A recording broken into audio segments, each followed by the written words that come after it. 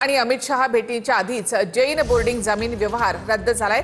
जमीन व्यवहारामधून गोखले बिल्डरना माघार घेतली आहे। दुसरीकडे धर्मादाय आयुक्तांनी डीलचे 230 कोटी गोठवले, तर तिसरा अंक अजून बाकी असल्याचा इशारा दंगेकर यांनी दिलाय।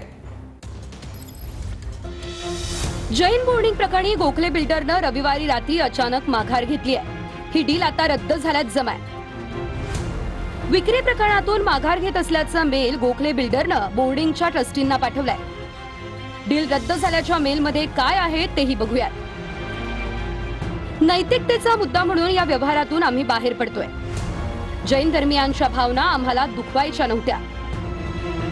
विशेष म्हणजे अमित शहा रविवारी रात्री मुंबईमध्ये उतरण्याआधीच बिल्डरने विक्री प्रकरणातून माघार घेतली। मुंबई विमानतळावर शहांच्या स्वागतासाठी मुरलीधर मोहोळही उपस्थित होते। दुसरीकडे धर्मादाय आयुक्तांनी डीलचे 230 कोटी गोठवले। वेगाने घडलेल्या या घडामोडींनंतर दंगेकर आणि राजू शेट्टींनी जैन बोर्डिंगला भेट दिली। बोर्डिंग विक्री रद्दचे पुरावे द्या, तरच व्यवहार रद्द झाल्याचं मानू, अन्यथा आंदोलनाचा इशारा जैन मुनींनी दिलाय। भारत साहब का 1 तारीख से अनशन है, उसके पहले ये बात होगी। हमारे खासदार साहब ने उस बात का यहाँ पर उनको कल कहा है, शायद होगी उनकी तरफ से। जो भी उनके भागीदार थे वो वहाँ पर उनको पढ़ाएंगे बराबर। ये गलत बात हो रही है हमसे, और मुझे ये गलत बात बहुत तकलीफ दे रही है। पहिल्या दिवशी बोललो की या जैन धर्माचं असलेलं बोर्डिंग ह्याच्या विटेला सुद्धा हात लावून देणार नाही। ही शक्ती मला इथूनच भगवान महावीरांच्या आशीर्वादामुळेच आपल्याला सगळ्यांना मिळेल। कारण संत आणि देव यांच्याशिवाय हा देश चालत नाही ना। आपण त्यांची स्फूर्ती घेऊन जो मी समाजाला शब्द दिला तो आज मला खरा ठरल्यागत वाटतोय।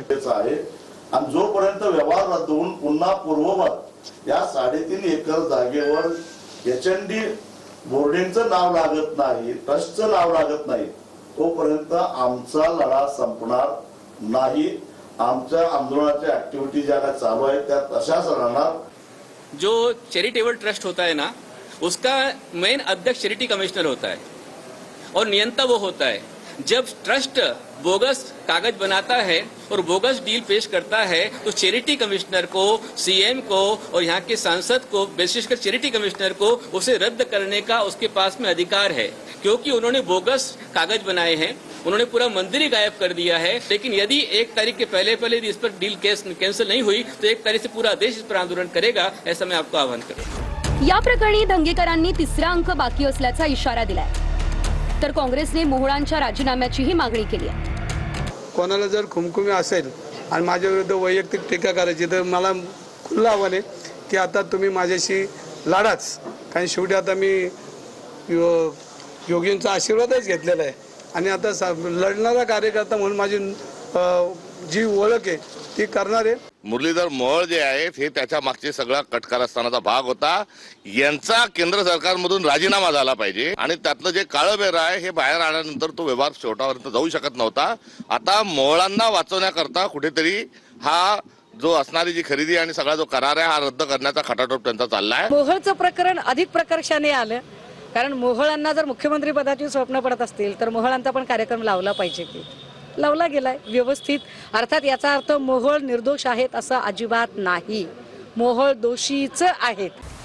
दरम्यान राजू शेट्टी आणि जैन मुनींसह देशभरातल्या 86 जैन मुनींची ऑनलाईन बैठक झाली। या बैठकीत बोर्डिंग प्रकरणात समाजावर अन्याय झाल्याचा सूर होता। जैन मुनींनी या प्रकरणात अजित पवारांवरही नाराजी व्यक्त केली आहे। दरम्यान पवारांच्या राष्ट्रवादीचे पदाधिकारी जैन मुनींना भेटले आणि त्यांना पाठिंबा जाहीर केला। मागणी केलेली आहे की याच्यामध्ये ज्या कर्मचाऱ्यांनी अधिकाऱ्यांनी चुकीचे रिपोर्ट, चुकीच्या त्या ठिकाणी नाही का घटनाबाह्य काम केलं असेल त्यांच्यावर गुन्हे दाखल करण्यात यावेत आणि त्याचबरोबर ट्रस्टींवर जबराची जबर कारवाई व्हावी। म्हणजे नुसतं करार रद्द नाही व्हावा, तर ट्रस्टींनी या ठिकाणी सार्वजनिक पदाचा गैरवापर केला, सार्वजनिक न्यास विकला म्हणून त्यांच्यावर सुद्धा योग्य ती कठोर कारवाई करण्यात ही आमची मागणी। या घडामोडींदरम्यान जैन समाजाचा पुणे, संभाजीनगर आणि नाशिकमध्येही मोर्चा निघाला।